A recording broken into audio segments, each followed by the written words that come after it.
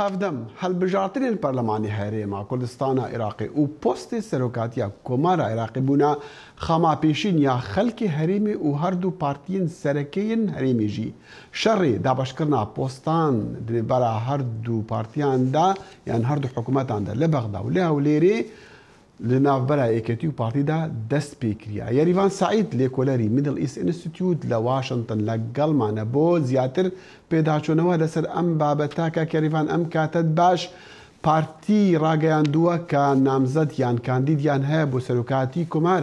ئەمە ڕاگەیاندنی لە ناوچوونی ڕێکەوتنەکانی نێوان پارتی و یەکێتیدا یان چی؟ لەوە ناچە بڵێم بەتەواوەتی لە ناوچوونی ئەو ڕێکەوتنانەیە کە پێشترنەوەن یەکێتی نیشتیمانی کوردستان و پارتی دیموکراتی کوردستانە ئیمزاکراوە یان تێگەشتێک هەبووە. زیاتر وا هەست دەکەم کە پارتی دیموکراتی کوردستانەیە بەربژێری بڵێن سەرۆکایەتی عێراق بەکاربێنێ وەک کارتێکی گوشار لەسەر یەکێتی نیشتیمانی کوردستان بۆی هەنێ تەنەزولی پێ بکات و لە هەمان کاتیشا بەبیرمان نەتێکە هەڵبژاردنەکانی هەرێمی کوردستان تەنها 5 ڕۆژ 5-6 ڕۆژی ماوە.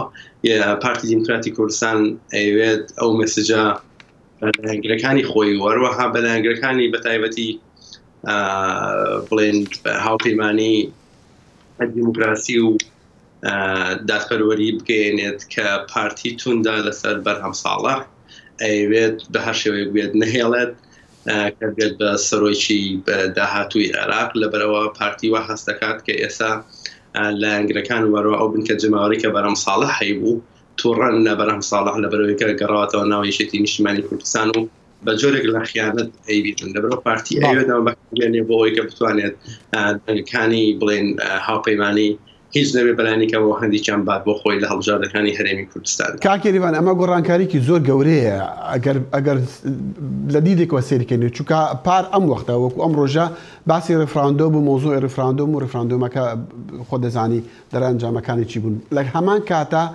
پارتی سەرۆکێک یان کاندیدێک بۆ سەرۆکاتی کۆماری عێراق دەستیشان دەکات. یعنی چ گۆڕانکاری سیاسی بووەتە ئەم پارتی ئەمە بکاتن یان هەر تەنها هەڵمەتی هەڵبژاردنەکانە؟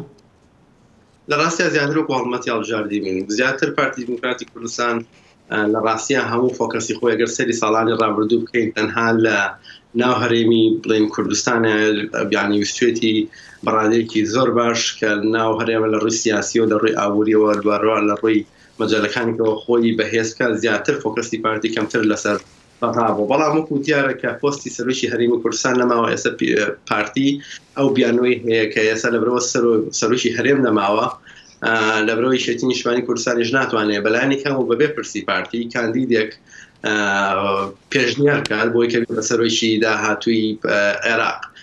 لەبەرەوە لە بیرمان نەچێت لە چەندین کۆبوونەوە لە ڕابردووە کراوە پارتی و یەکێتی کە بڕیاروا بوو ئەو کاندیدەی کە ئەوێ بە سەرۆکی داهاتووی عێراق کاندیدێک بێت کە لایەن پارتیەوە ڕەزامەندی لەسەر بێت. لەبەرەوە ئێستا ینی وای لێ هاتووە سەرۆکی کۆمار سەرۆکی بڵێن کۆماری عێراق وای هاتووە یەکێتی تەنها بە پشتی خۆی دایێت تەنان بە پشتی کوردیشی نازانێت کە ئەمەش بەڕاستی کێشەیەکی گەورەیە لەبەرەوە کە پۆستێکی سیادی وا گەورە هەیە هەرچەندە لە ڕووی بڵێن دەسەڵاتەوە زۆر نییە بەڵام بەلایەنێکەوە ئەبێت بڵێن هاوهەمانگی وەرەوە دیارە لە پێش هەفتەیەکە بیستمان کە کوردەکان داوای ئەوە دەکەن کە دەسەڵاتەکانی سەرۆکی کۆمار زیاد بکرێ. کاک یەریڤان دەبچمە باسی هەڵبژاردنەکان لە هەرێم من حەز دەکرد یعنی بینینی جەنابەت یعنی ئەم چەند ڕۆژەی هەڵمەتی هەڵبژاردنەکانە تۆ چیت هەیە بڵێ لەسەر ئەم هەڵبژاردنانەی داهاتووی هەرێم؟